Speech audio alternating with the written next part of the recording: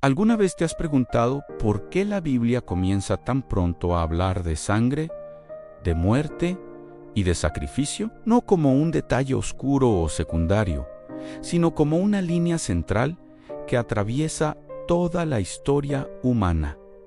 Hoy vamos a ir al origen, no a los rituales del templo, no a Moisés, no a la ley, sino al primer derramamiento de sangre registrado por causa del pecado. Un sacrificio que no fue pedido con palabras, pero que fue comprendido con hechos. Un acto silencioso que abrió la historia espiritual de la humanidad.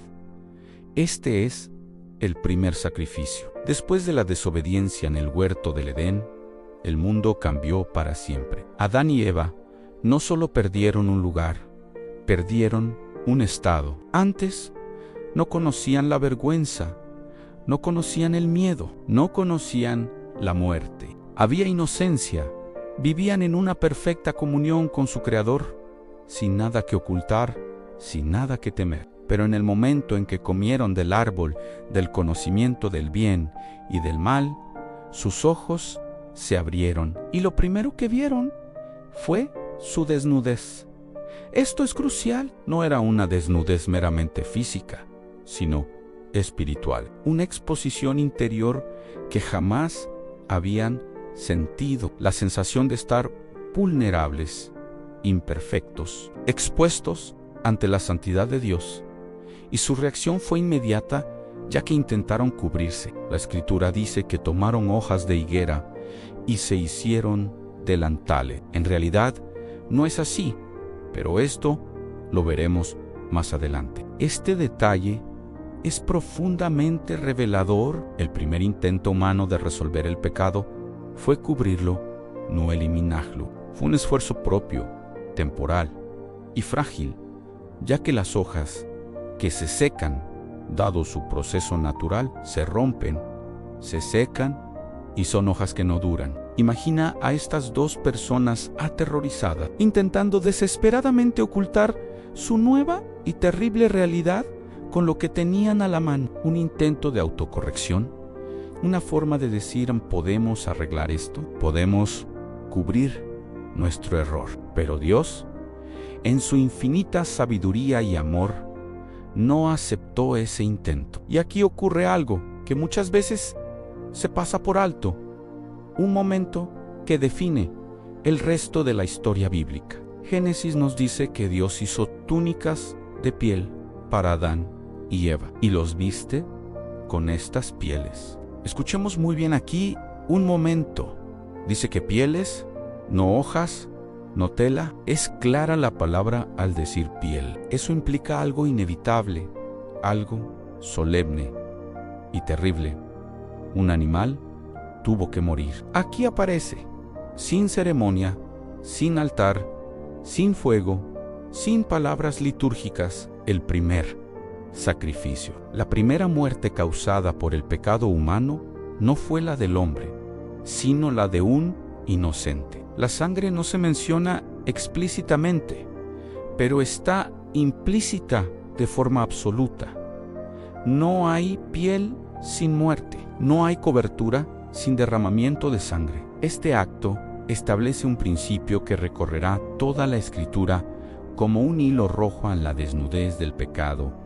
Solo puede ser cubierta por la muerte de otro. Pero lo más asombroso de este evento es quién lo realiza. Este no fue un sacrificio ofrecido por el hombre, sino provisto por Dios. Eso lo cambia todo. Adán y Eva no sabían cómo acercarse a Dios después de caer, no sabían cómo reparar lo irreversible, no sabían cómo limpiar lo que ya estaba manchado, y Dios no les dio una explicación teológica extensa, no les entregó un manual de doctrina, les dio una enseñanza visual, eterna y brutalmente clara: el pecado cuesta vida. Desde ese momento, la humanidad aprendió algo que jamás olvidarían: la desobediencia no se paga con buenas intenciones ni con esfuerzos humanos, se paga con sangre. Ese animal, cuya identidad no conocemos, murió para cubrir al hombre, el inocente por el culpable, el que no pecó por el que sí peca. Y aunque el texto no nos dice qué animal fue, no es lo importante. Lo importante es el patrón que se estableció, un patrón que, de inmediato, se pondrá a prueba con la siguiente generación, los hijos de Adán y Eva Caín. Y Abel, la historia avanza y vemos cómo este principio se manifiesta. Abel, el pastor, entendió lo que sus padres aprendieron en el Edén. Cuando llegó el momento de ofrecer su sacrificio, llevó lo mejor de su rebaño. Llevó vida, llevó sangre, llevó entrega. Caín, en cambio, llevó fruto de la tierra, lo que vemos como el esfuerzo humano, el trabajo de sus manos, lo que no costaba sangre. Y la respuesta de Dios fue contundente. Dice la palabra que miró con agrado a Abel y no al otro, o sea, a Caín. ¿Por qué? No porque Dios desprecie el trabajo o el fruto de la tierra, sino porque desde el Edén había quedado claro que el pecado no se cubre con producción humana, sino con sustitución. La justicia de Dios exigía vida y solo un sacrificio de sangre podía simbolizar esa sustitución. La ofrenda de Caín, aunque fruto de su esfuerzo, representaba el mismo principio de las hojas de higuera. Cuando en el principio el hombre intentó resolver forma rápida su problema por su cuenta al esconderse detrás de las hojas, la ofrenda de Abel representaba el principio de las túnicas de piel en el hombre, aceptando que se necesita la muerte de un inocente para cubrir su culpa. Y esa diferencia, esa elección divina, encendió la envidia en el corazón de este hijo Caín. La envidia produjo odio y el odio produjo el segundo derramamiento de sangre, esta vez humano. Abel murió y su sangre inocente clamó desde la tierra. La historia apenas comenzaba y ya estaba marcada por sangre inocente, demostrando la terrible espiral del pecado. Primero, un animal, luego un hermano. Este primer sacrificio en el Edén no fue un ritual primitivo, un acto bárbaro de una deidad antigua. Fue una profecía silenciosa. Cada animal sacrificado después, cada altar levantado en los tiempos de los patriarcas, cada cordero ofrecido por la nación de Israel, cada gota de sangre derramada en el templo de Jerusalén estaba gritando una misma verdad. Esto aún no es suficiente. La sangre de animales cubría, pero no limpiaba. Apaciguaba la conciencia, pero no transformaba el corazón. Se repetía año tras año, día tras día, porque no era definitiva. Pero todo comenzó allí, en el Edén, cuando Dios mismo hizo lo que el hombre no podía hacer por sí mismo. Cubrió su vergüenza, proveyó una salida, pagó su deuda inicial de una manera simbólica pero poderosa. Le permitió seguir viviendo, aunque fuera fuera del paraíso. El primer sacrificio no solo abrió la historia bíblica de la redención, abrió la historia humana post-caída. Desde entonces, la humanidad vive entre dos impulsos fundamentales que nacieron en ese preciso instante. Por un lado, está el impulso de Caín, el de las hojas de higuera, el de esconder nuestro pecado con nuestros propios esfuerzos, con nuestra moralidad, con nuestras buenas obras, con nuestra religión, con distracciones. Es el intento de tejer una cubierta propia para presentarnos ante Dios